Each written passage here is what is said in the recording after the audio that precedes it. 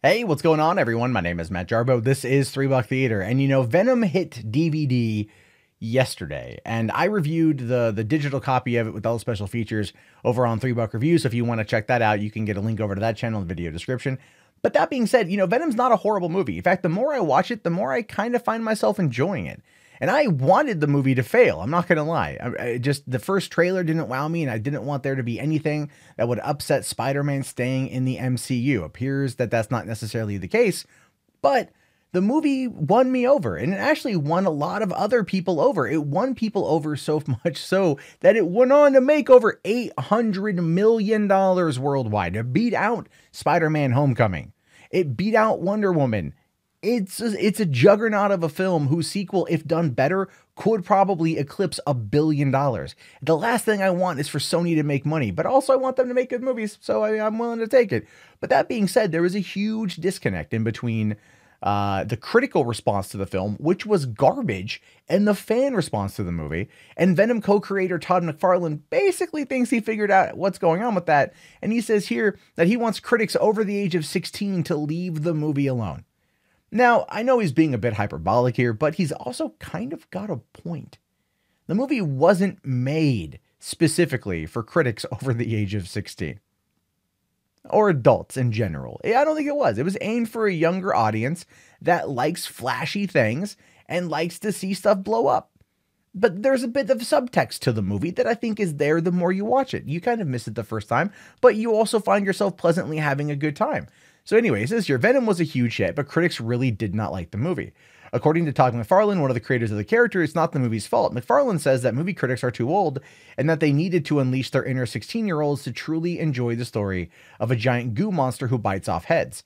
In summation, if the movie critics were 16, there would be no negative Venom criticism, which is not necessarily true, right?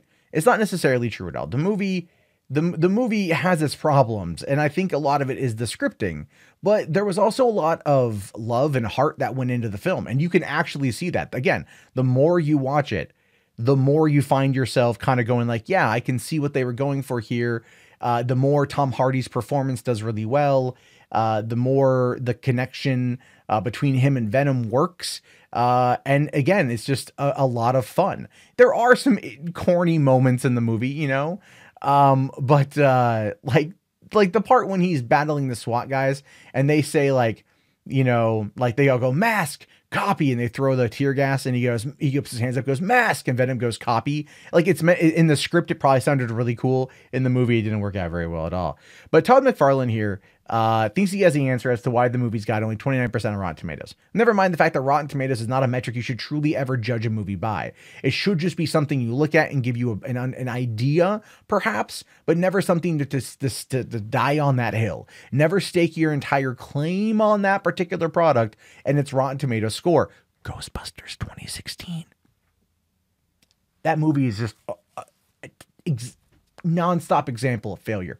Anyway, McFarlane thinks he has the answer. McFarlane, who's probably most famous for his comic Spawn, co-created the character of Venom with David Michelinie. He was pleased with the way Venom movie brought his character to life. In McFarlane's eyes, the reason critics didn't care for Venom is because movie critics are stuffy old people who have forgotten their inner child. Basically, they're like Robin Williams and Hook. And you know what? He's not wrong. But let's look at what he has to say here. He says, I think at times critics get it wrong and then in that they forget their age. They come in, they're 42. They come in with their attitude and they're going, stop it. What if you were 16 and you're watching this movie? You would love it. And you know what? The truth of the matter is a 16-year-old out there would probably like the movie. The 16-year-old in me found itself coming out. When I was 16, it was 1998. What was out in the summer of 1998? Armageddon was out in the summer of 1998. Small Soldiers, The Legend of Zorro, The Mask of Zorro was out. X-Files, There's Something About Mary. There was a lot of movies out in the summer of 1998, and I watched them all because I worked at a movie theater for that summer for the first time and saw everything. Can't Hardly Wait was that year as well. Oh, love that movie. Love that damn movie. Go back and watch it again. It still holds up 20 years later.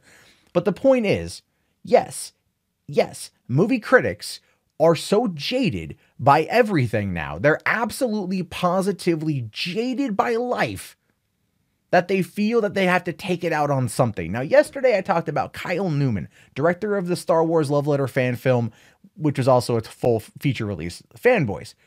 And him saying that everyone he talked to, pretty much in Hollywood, hated The Last Jedi, but gave it high marks because they didn't want to lose their access to Lucasfilm or to Disney, which makes sense from a business perspective. Not a good one if you're a critic, but it makes sense if you're trying to protect your assets and make sure your company can survive, and getting access to those sort of things makes sense. But when it comes to these critics that do this as a job, they can shit on Venom. They can shit on Venom because to them, Venom doesn't matter, right? Venom isn't part of the MCU. Venom isn't Spider-Man. Venom's a Sony side film that everyone expected to fail. And even though it did well, they still shit on it because it did well despite being shit on. It wasn't like it was something that was, you know, given really high marks and then failed with the audiences, Ghostbusters, that they then feel the need to constantly defend, Ghostbusters, right? This is something that they shit on and it did wonderful. It did great in China. But Todd McFarlane's got a good point there. He does. He has a fantastic point. The people who go see these movies see them because they want to. They see them because they want to enjoy it. And it made so much money from repeat viewers and good word of mouth. That's why it did well. I think the opening weekend of the movie, $88 million, was above estimates. They had an original estimate of $80 million, or sorry, $50 to $80 million, went up to $88 million. Word of mouth kept it going to $800 million. At this point, Todd McFarlane is accurate. Journos went in there, critics went in there to shit on Venom because they could get away with it, where they can't get away with doing it for other properties. No, think of it like this. Just give you an example. In the Irish Times was the first publication to give Black Panther a lukewarm review, right? Or a rotten review on Rotten Tomatoes. And that reviewer was harassed online by people because he dared give Black Panther a bad review. A lot of times critics, I think, are afraid to give bad reviews over something that is seen to be impenetrable. Whereas something like Venom is just something they can in fact shit on, and they're entirely okay doing it. So yeah, Todd McFarlane's got a point, and the pushback he's getting from the journos that don't like a spotlight being shined at them and their behavior very much is showing here with these articles. Anyway, what are your thoughts on this? Let me know down in the comments below. I am curious to know your thoughts. My name, of course, is Matt Jarbo. This has been 3 Buck Theater. If you guys want to call into our voicemail line, you can do that at 818-350-3281. That's 818-350-3281. You can read it on the damn screen. And you can also find us on Discord. The link is in the video description. I'll talk to you guys later. Have yourself a great day, and peace out. Hey, thank you so much for watching the video. I greatly appreciate you guys spending your time here. I just want you to know, if you want to help support the channel, which is a great time now, you could do that by just liking the video or subscribing or checking out any of the links below in the video description. Anyway, thank you guys again so much for your time and your support. I greatly appreciate it. And I'll see you tomorrow on another video here for 3 Buck Theater.